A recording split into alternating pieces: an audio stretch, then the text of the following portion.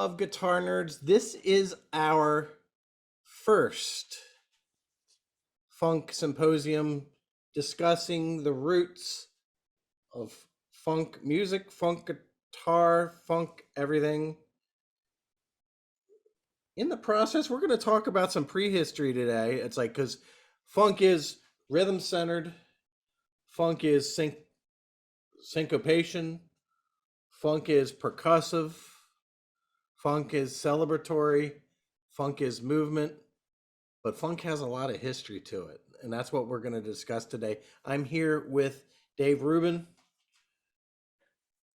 one of the smarter guys I know in the world in music. And he's not going to like me saying that because he's a humble man and he's continually learning, and all the good ones are that way. So good.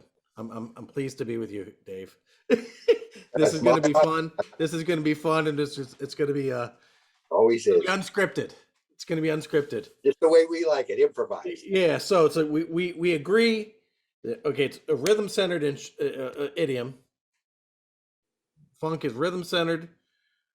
Has histories that go way back before we think. We always talk about James Brown as being he might have been the flashpot of another kind of funk, or like the funk in the popular consciousness, and that's fair to say. Agreed. But and his music goes back deeper than that, and that's what some of that is what we're going to talk about today. So prehistory. Let's talk a little about prehistory. What have you learned? Because we about the prehistory of funk, going back to, like, how far does this go back? Well, with information just says that has just come in over the transom, as they used to say years ago. Yeah. For me, is I'm going to say something that would be, again, recognizable, which sort of happens when you're talking about the blues too, like the earliest blues, because nobody was writing about it. Yeah. This happens with this music too, which is much newer than the blues. Doesn't go back to the 1870s or 80s, which we would say probably after the Civil War. There's something that we would recognize as blues. Okay, what we would recognize as funk, and what I've just learned even recently, I'm going to say the late 1940s. Okay. For what we would call, and again, to your point, Rod, if we were having this discussion 20 years ago, I would have said, or maybe 3 weeks ago. Or 3 weeks ago. Oh yeah, brand new bag. I feel good. Yeah. Cold sweat. Yeah. Or then if you push all of me which we're going to talk about, but that we're talking some prehistory today. Yeah. Or if I really thought, or if somebody would have nudged me a little bit and said, well, what about Earl King with Come On and Trick Bag? I'd say, well, yes, you're right. Okay, now you move 5 years previous to that. Yeah. So when we talk about Earl King and Trick Bag, what years are we talking? 1960. Okay. So that's a little bit before, I mean, see, here's the thing, to have to bring this up. I've been trying to figure out and find out, and I've read, and I missed an opportunity, which I'll confess to in a second here. What happens with James Brown? How do you go to what is R&B in pre-1963 to Out of Sight, which I would think is the first James Brown funk tune? Okay. As Out of Sight is the predecessor of I Feel Good. When you listen to it. But that's 1963. Now we're already coming. So I've always wondered, what happened there when you listen to that, those recordings. What musical epiphany did he have that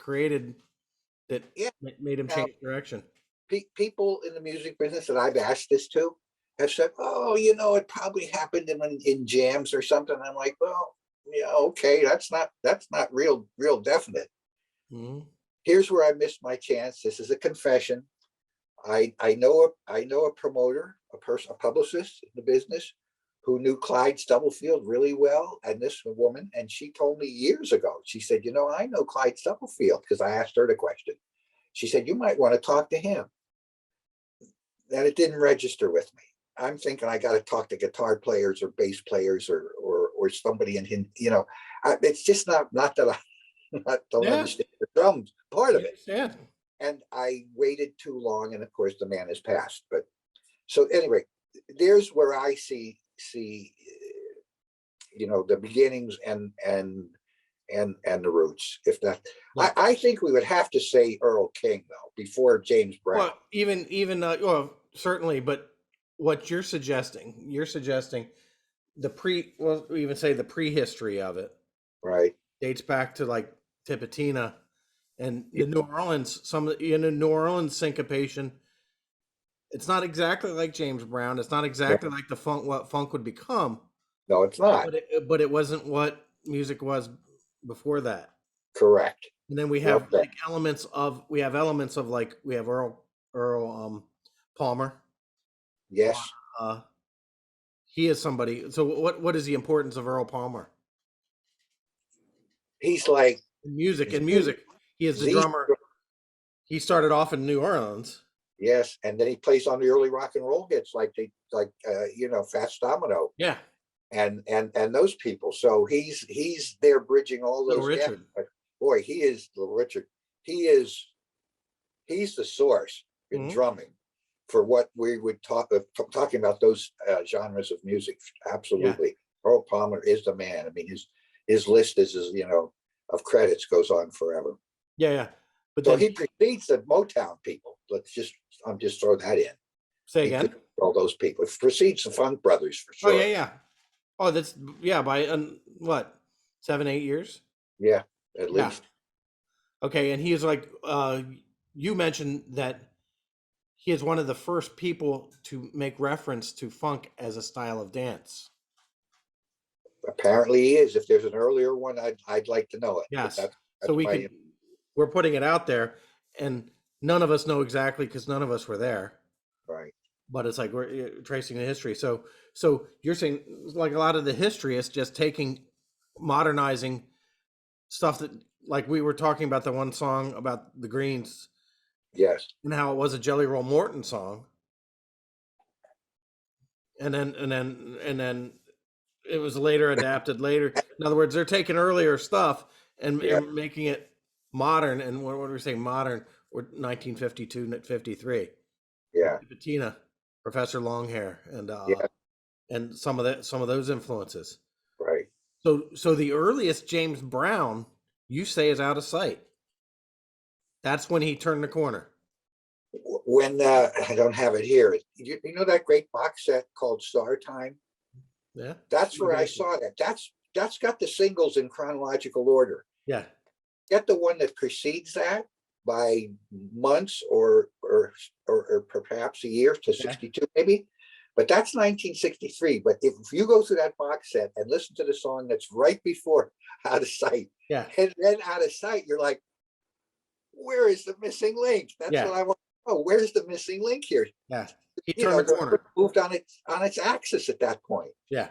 Out of Sight is to me, that's the first one that we could say, oh my God. So what about that song? Was it of a blues nature? Did it have a blues form? Well, I got you. I Feel Good does have No, both of those. five. Yeah. Yeah. Both got a brand new bag, or both kind of still. They're very similar.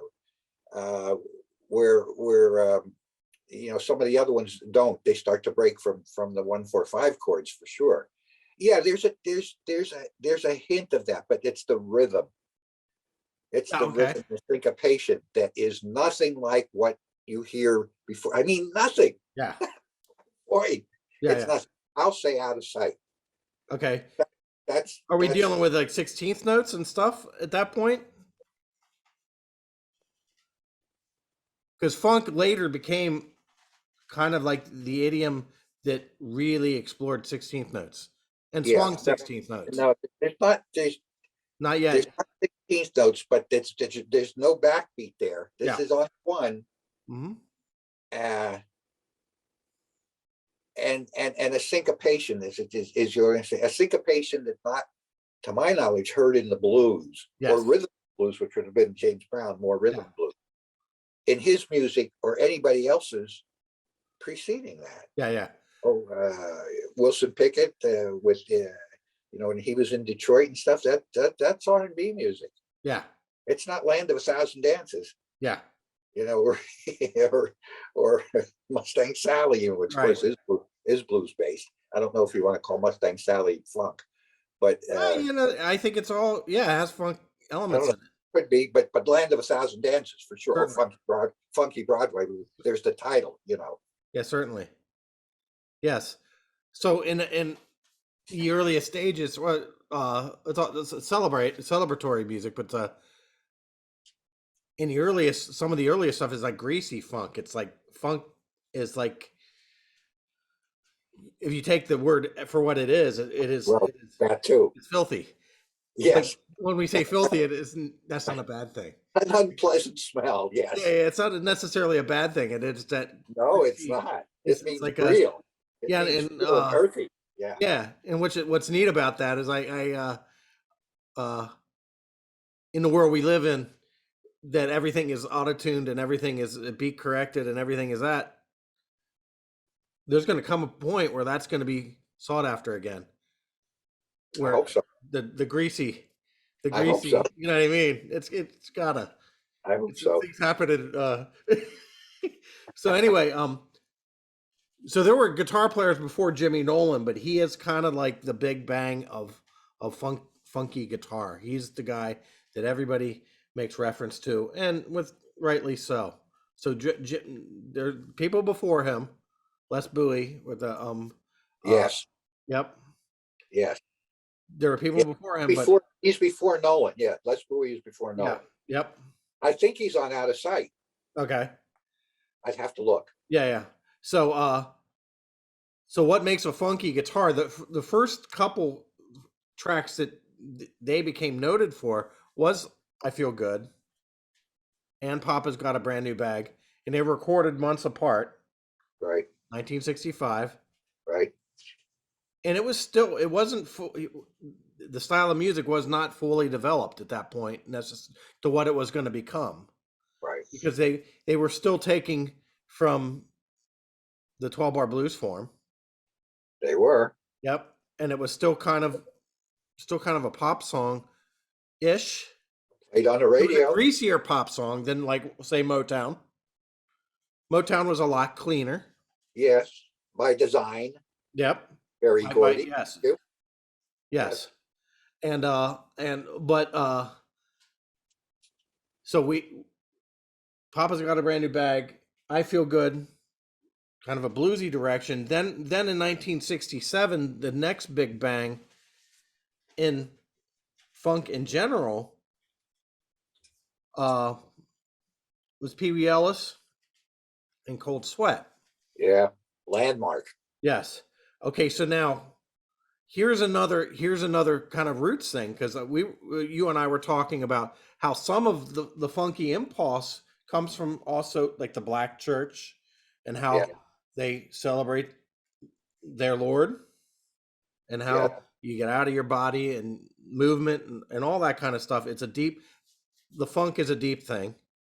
Okay, it's a deeper thing than we probably can pinpoint, but It really, it is like all the best things we like in music. It is an inner thing. But the Cold Sweat is a new kind of funk groove, in that it's like one of the first examples that I can think of, and I might be wrong, of like a vamp funk groove. I would agree with that, Rod. And if I may be wrong too, and somebody can correct us if they have different information, which I would love to know. I agree that's a game changer. I mean, I think Brand New Bag was too, but you're like you say that and I feel good are definitely blues based. There's, I mean, there is that bridge in Cold Sweat that is 1/4 based, and I think even the five, you could say even the five, but the verse is comes from some other place I don't think we ever heard before. Yeah, yeah. Well, Pee Wee Ellis said it came from Miles Davis. Really? He said He said, "Bwed up, bwed up" is like it's the lick for "so what." That's where he said he got it from, because all those guys that James Brown was hiring, what do you think their backgrounds were? Yeah, You sure, have to be jazz. able to improvise to play funk, which we're going to talk about. But one Right. of the prerequisites is to be able to adapt to any musical situation it's thrown at you. And their backgrounds are by and large jazz, a lot of them. You're right. Okay, so Pee Wee Ellis was, yeah, I'll take the James Brown gig. It'll pay for my jazz thing. Mhm. He wanted to be a jazz musician. Of Okay, course. but he's noted. No, the reason we're talking about him nearly 60 years later is because of his contributions to funk and how he brought some of the jazz influence in on, at least on a root level, and then vamp. And that might be one of the great things about Cold Sweat. The great innovations of Cold Sweat is the idea that a vamp can be something of a song. We can, because vamps were the things that in theater there would be the repetitive things that you would play over and over and over again while somebody's talking over top of it, and it was improvised a lot of the time, or it was didn't have a definite start, didn't have a definite stop.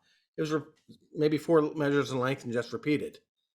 James Brown's big musical innovation was he took that idea, and we can write a song around that, Yeah. and One we can chord, write maybe. lots of Yeah. songs around that. Yeah. Okay. Yeah. So that started with Cold Sweat. So Jimmy Nolan's on that. Um, what funky guitar? What did Jimmy Nolan do differently?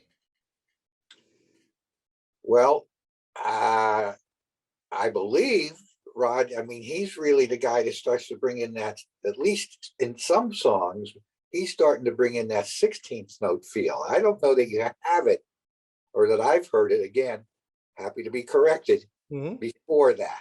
Yeah. Especially steady. I mean, we're so used to that, eighth note swing, but that 16th note steady, Now, that's a whole other. how long did the sick the swing feel? We're talking 20s. We're Yes, talking at the beginning of recorded music up into the 50s. yes, That was yeah, the feel that you had. yeah. And one of the things that James Brown did with the rhythms is he not everything was a shuffle or a swung eighth note. Not after out of sight, Yeah. but before that, yes, Yeah.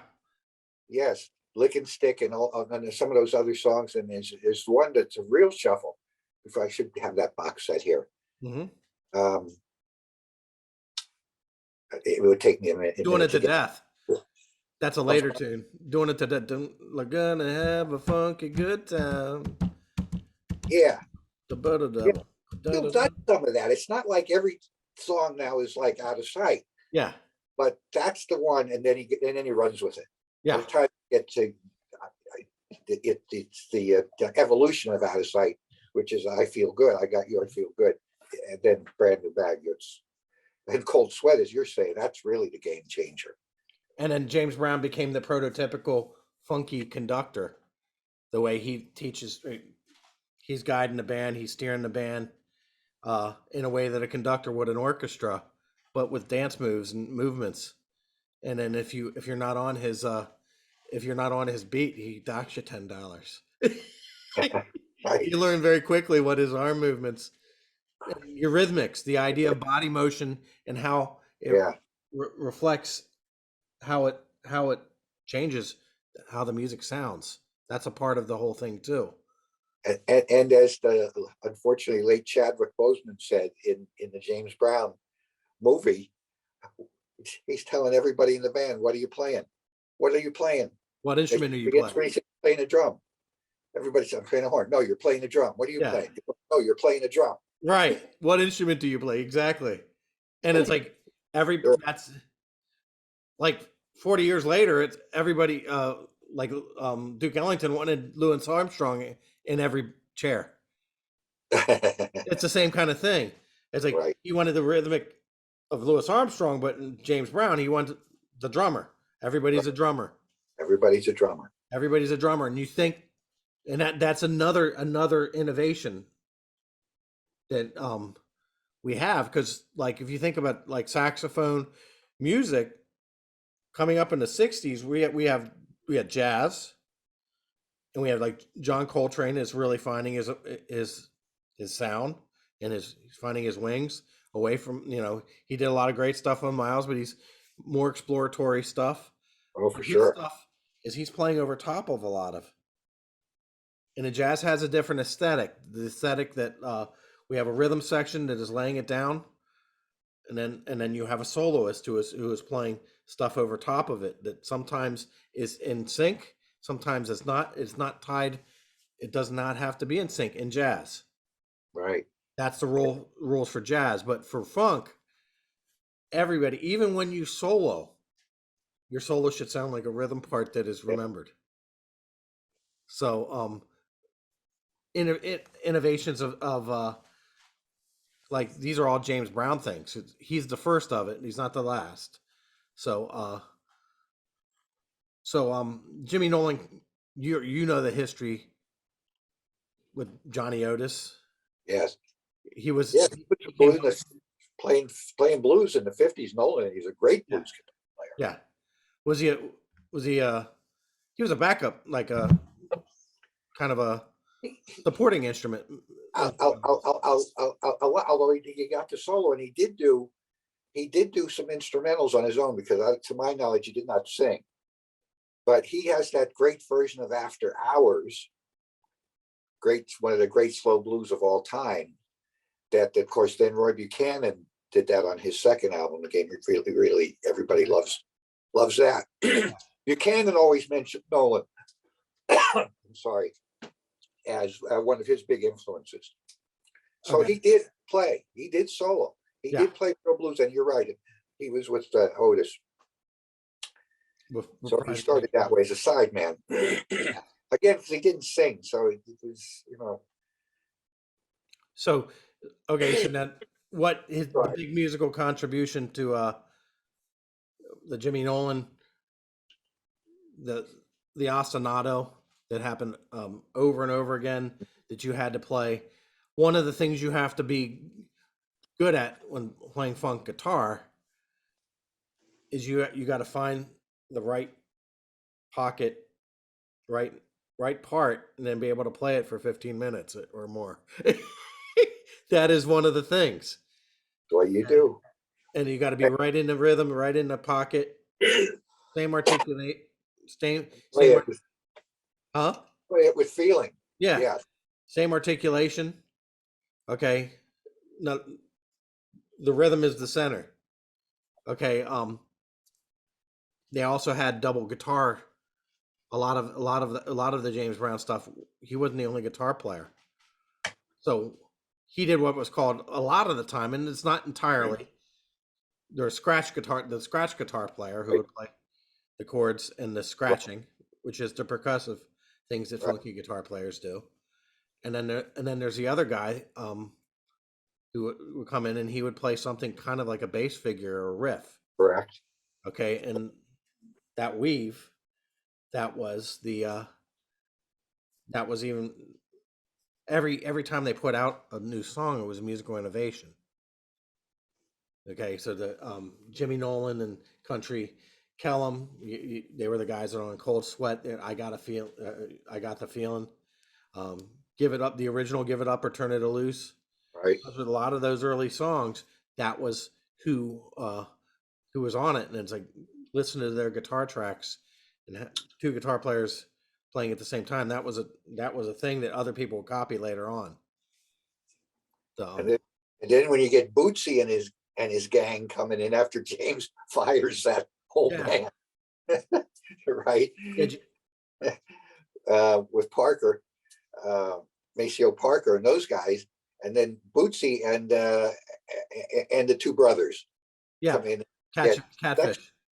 Catfish, the Hodges, and then you get Sex Machine Yep. Well, you really have it going on there with the two guitars, right? There's That was one of the best, I say best years, one of the really cool years of it. It was really youthful because James Brown, up until that, was a general. hmm, He was a general. He was like, everybody's going to be dressed a certain way. They're going to be this a certain way. This, and then I'm not going to pay you much. You know, you're not going to be paid much, and getting payment was an issue apparently. So they yeah, they, they mutinied on him and said, "You're not going to pay us with it." Then they mutinied. right, So he finds the pacemakers out of Cincinnati, Ohio. right. This I guess he has talent scouts and he has his fields all over the United States at this time because he's a businessman. James Brown was an entertainer. He was also a businessman, but he finds this young band called the Pacemakers, and it was Bootsy and Catfish, and Bootsy, yeah, the great Bootsy. yeah. Wow, Bootsy was right out of if he had even graduated from high school. I'm not even sure. They were kids. They were kids. Yeah, they were kids. So that was Sex Machine. That Sex Machine. That was Give It Up or Turn It Loose, the live version, which is on Jungle Groove. There's a later compilation. Yes, Um, that great, unbelievable. Funky Drummer. Yeah, unbelievable. Yep. Soul Power, Super Bad, Talking Loud and Saying Nothing. All those tracks that we consider to be like the origins of funk. That was Bootsy Collins. That was Catfish. That's Yeah, Bootsy Catfish. And Jabo and on drums, and that's not right. everybody mutinied. Most of them did. Right, So Bobby Bird was still with him. So all the way through, I guess, yeah. pretty much. Yeah, Yeah. So from there, my understanding is Maceo formed his own band, and funk spread around, yeah, right. and everybody. So then all these funk was kind of James Brown was to. I don't want to make this a race thing necessarily, but what the Beatles were to white kids growing up watching the Ed Sullivan Show and starting a rock band the day after they played Ed Sullivan. James Brown kind of was to the colored black community.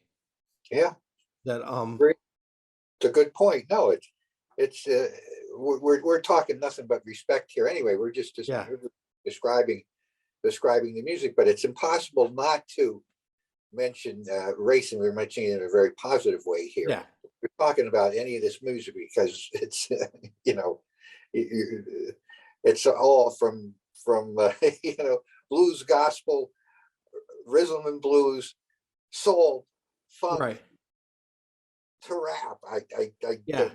So all these bands have their roots, and geez, rappers were sampling it.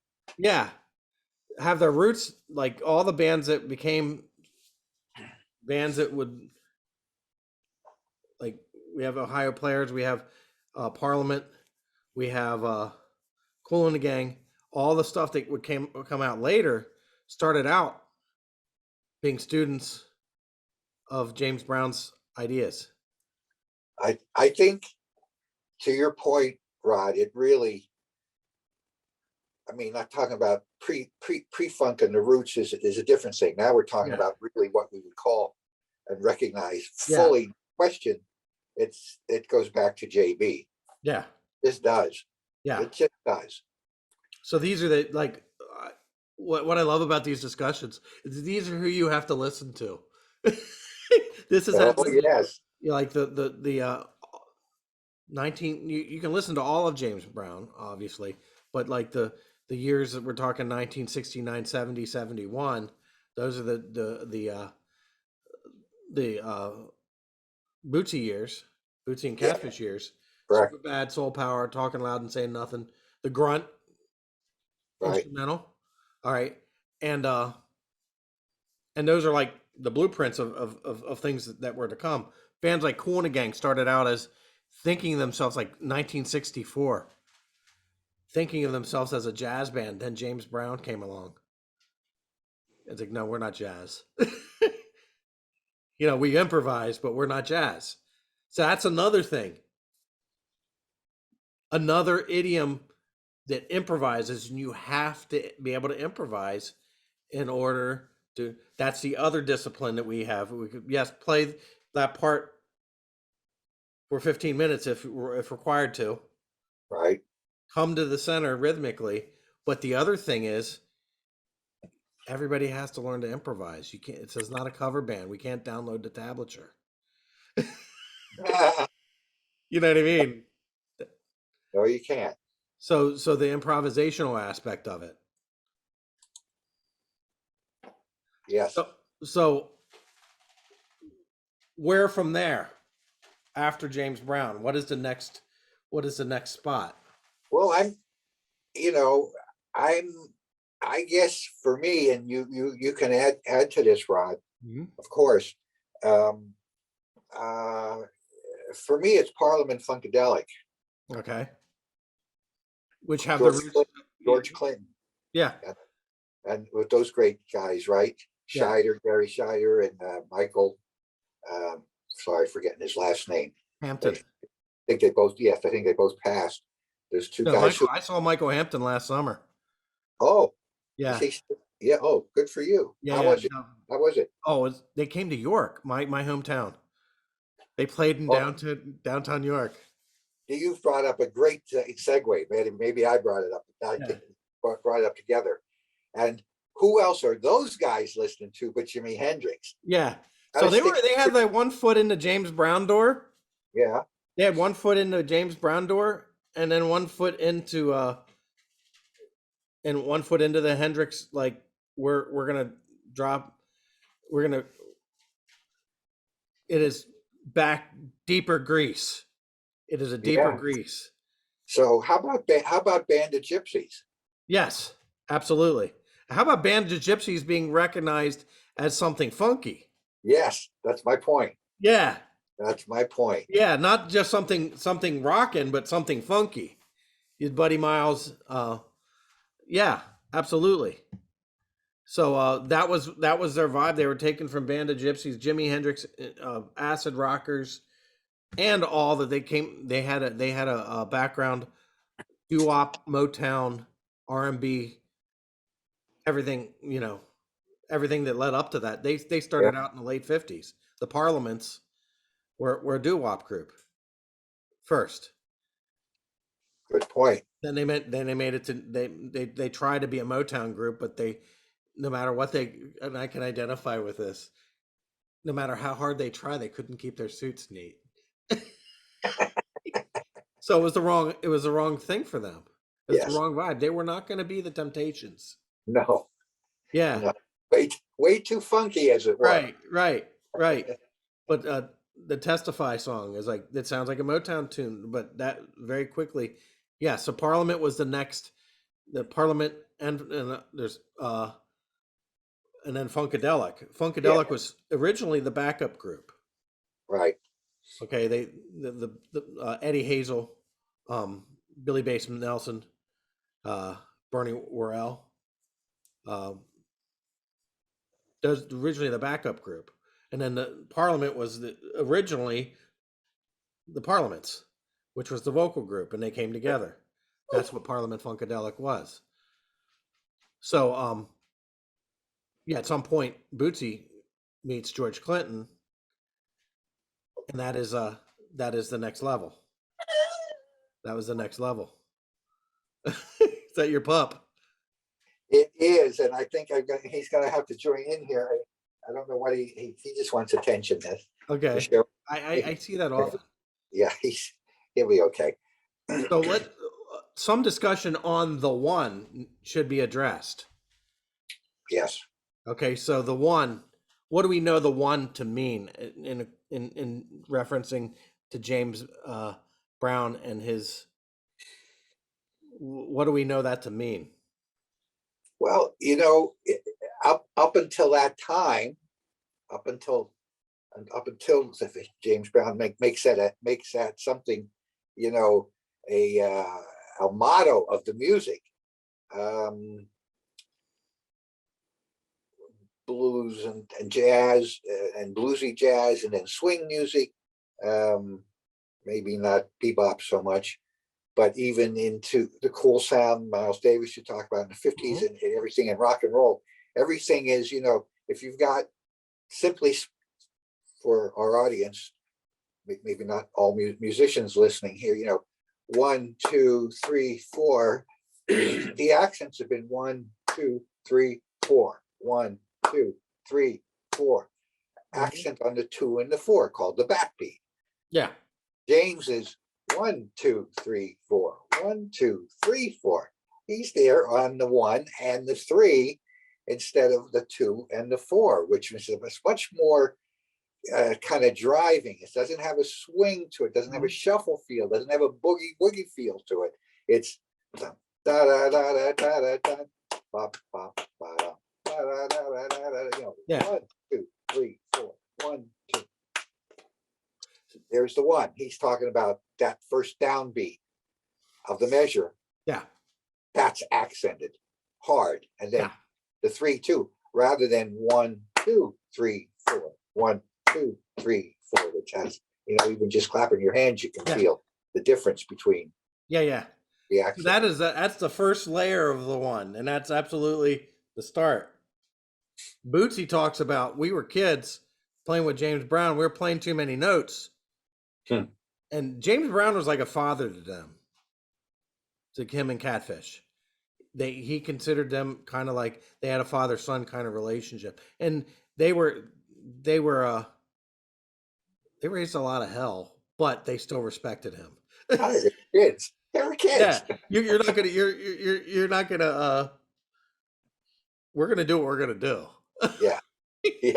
Yes, but we are. With that said, James says, "I want to hear the 1. You can do whatever you want with all the other thing, but I want to hear the 1. The 1 has to be pronounced. You can play other stuff over top of it, but don't play over the 1." Okay, and that was his initial understanding of what the 1 was. Okay, because what the problem is from like improvisers is they learn enough to improvise some stuff, but how do we do this in a musical context that we're not aping the groove? So again, the groove is the center, so the 1 has to be absolutely obvious. It's inviolable. Yeah. So it has to be. You can play the other stuff over top of that, but as long as the 1 is intact, we'll be all right. Yeah. Agreed. The wheels won't fall off the bus, so to speak. Yeah. So later on, he has all these philosophical things that the 1 means we are all coming in on the groove. The groove is the center, and don't play anything that doesn't serve that 1, that groove, which is the center cornerstone of funk music. That is what defines it from I'd say all other styles. Other styles you can take that, the groove is the center, and not be a funk musician. Right. Certainly. Yeah. But so the 1 that's a James Brown thing. He brings that. Bootsy, and I guess in the earlier days, Catfish was part of it. They bring that to Funkadelic, right? Parliament Funkadelic. So he is like the link between James Brown and Parliament. Okay, so so the 1 thing about Funkadelic that was different is there are rules. It didn't look like there were rules, but they were borrowing from everything. They were borrowing from rock and roll, Jimi Hendrix, James Brown, Sly and the Family Stone, gospel. Yeah. Gospel music. They were borrowing from everything, not just I guess not just rhythm and blues. They weren't square, so to speak. Yeah. So from there, we have all these others. We can't mention all of them, but like the jazz influence on funk can't be underestimated, because all the basic groups that came out of that had somewhat of a jazz understanding, if not, like we talk about the Kool and the Gangs, we talk about uh um all of them had the ability to improvise. If they're not necessarily trying to and it was a deeper knowledge, a deeper idea. We're not just playing shuffles. We're not just playing, it's not just blues. It's deeper than, it goes in a different place, to a different place Yeah. than that. But um a lot of these guitar players, like some of the other, well, who are some of the other guitar players from the era? There's Catfish.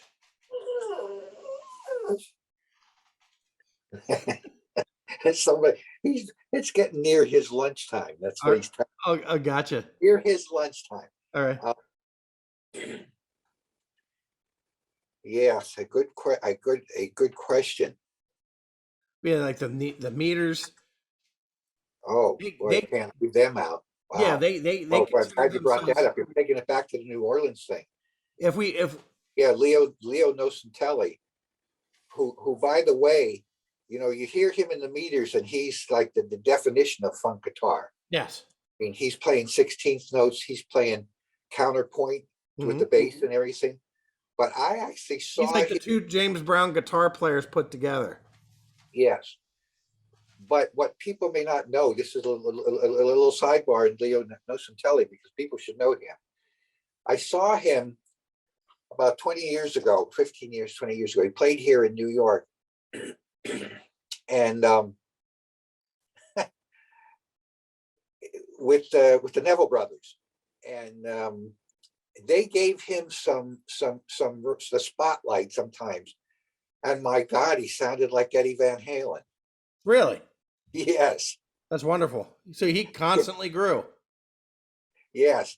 I mean, he was like, okay, you've heard me in the meters. Now this is what I can do when I'm let go. And he was tearing the frets off his guitar. I just spoke to him only briefly. I shook his hand. I got to meet him. I didn't get to do an interview. I would have liked to, because I wanted to say, I might have said to him, Leo, I don't think any of us here in this room had any idea that Yeah. you could play like that. Yeah. You never did that with the meters. Yeah. But we got to mention the meters in there. Yeah. The meters are absolutely. We have to mention. That takes the stuff that we're talking from the 50s, combines it with James Brown. But the funny thing about the meters is they maybe for a minute considered themselves to be jazz musicians, like in the 60s. Okay. Then Art Neville says, you know what? Don't be too jazzy in your thoughts, because the best of what we are isn't defined by that. The best of what we bring to the table is a mix mash of so much stuff that that it's not just, you can't just call it jazz. But they are all improvisers. That, I guess that was to their point, is that they groove was the center, like James Brown, but they also brought in the second line. They also brought in the second line drumming of New Orleans. They also brought into like the Professor Longhair. They also, you know what I mean? They had that heritage. They respected where they came from, and they wore it on their sleeve. I always make reference also to guys like Cletus Charles Smith. Yep, one of my favorite funk guitar players from the early Kool and the Gang. Isn't all the Kool and the Gang that we know of, but his thing was jazz. He was a jazz, like back in the day.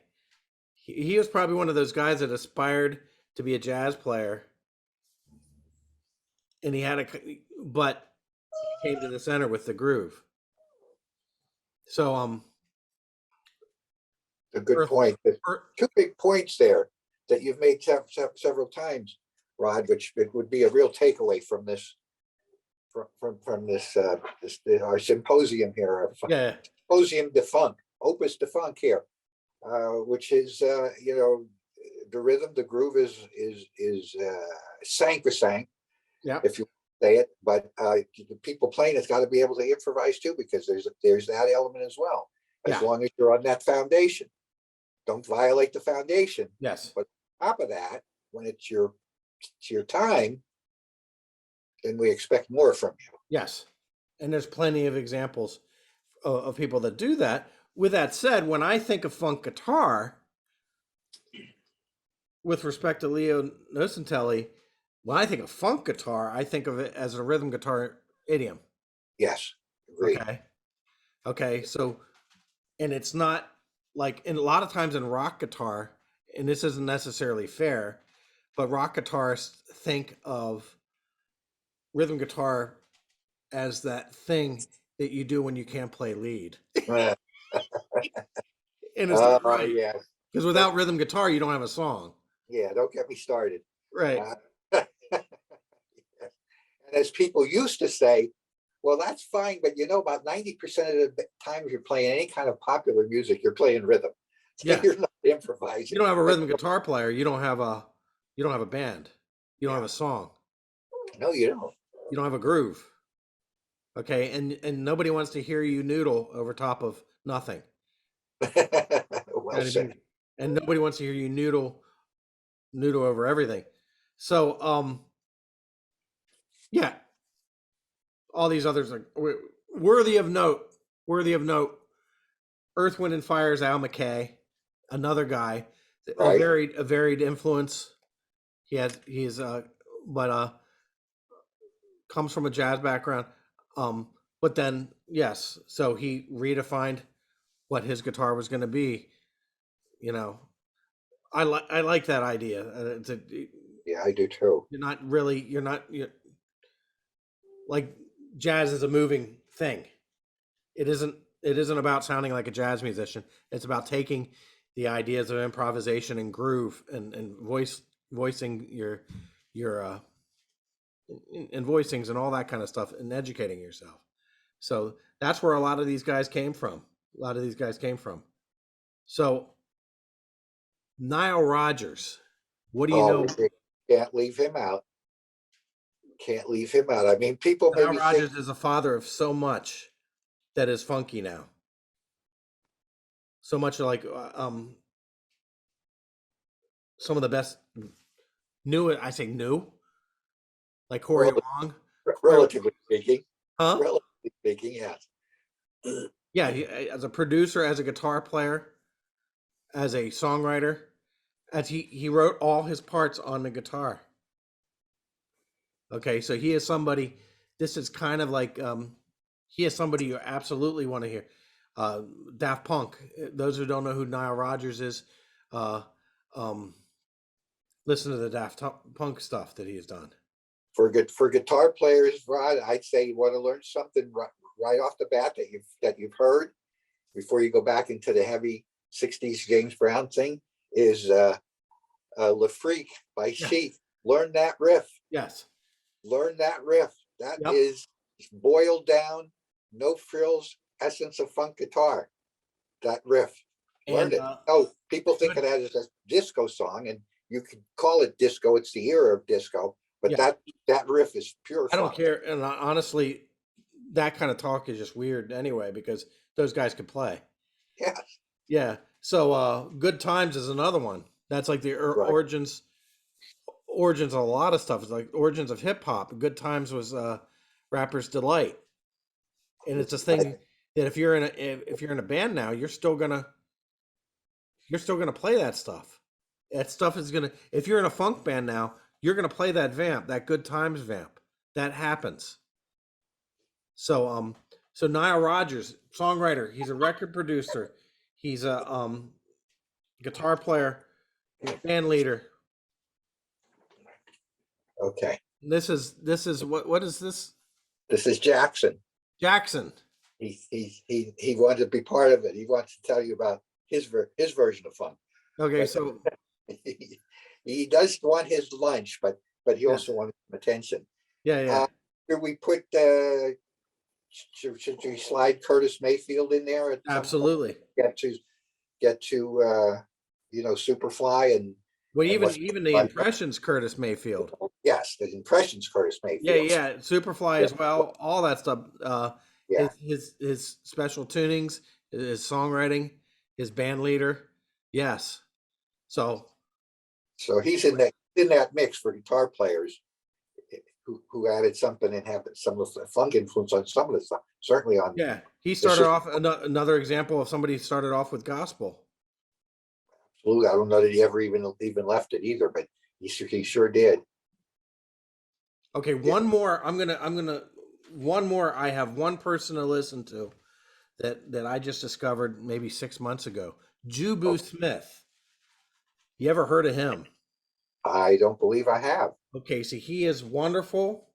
Rhythm and blues, funk. He's got jazz overtones. He he's he played guitar with Tony back in the day. He's on Okay. an important track back in the day. Um, he has he has taken a lot of the stuff that that he is a new. This is like I'm old and I discovered him like 6 months ago and I'm like, what is going on? Yeah. I, And I, then we both know that like your CD, the history of funk. right. Uh, yeah. No, it doesn't come forward far enough for that, but Right. it just stops. Well, But short. we're learning new stuff every day. It's like, Yeah, and that's even, good to know. yep. All right, Dave. So this funk symposium, we will talk again about this, about specifics, about this is just this version of our funk symposium, funk guitar symposium, is just to outline the prehistory into some of the history and some of the people you want to listen to. You take influence in, and it is a thing of history, but you also can put your own mark into it. Um, Yes. the groove Well, center, that's 80, all great music. yes, This isn't just, well, this is good for you, like eating your vegetables. yeah, This is great. exactly. This is great. This is great music. You'll be inspired. If it was just vegetables, I'd say stay away from it because it's not, if that's the relationship you have with it, then yeah, yeah, but Yeah. it changes you. No, no, That kind of this stuff, is, it changes you. So, alrighty. yes. Thank you.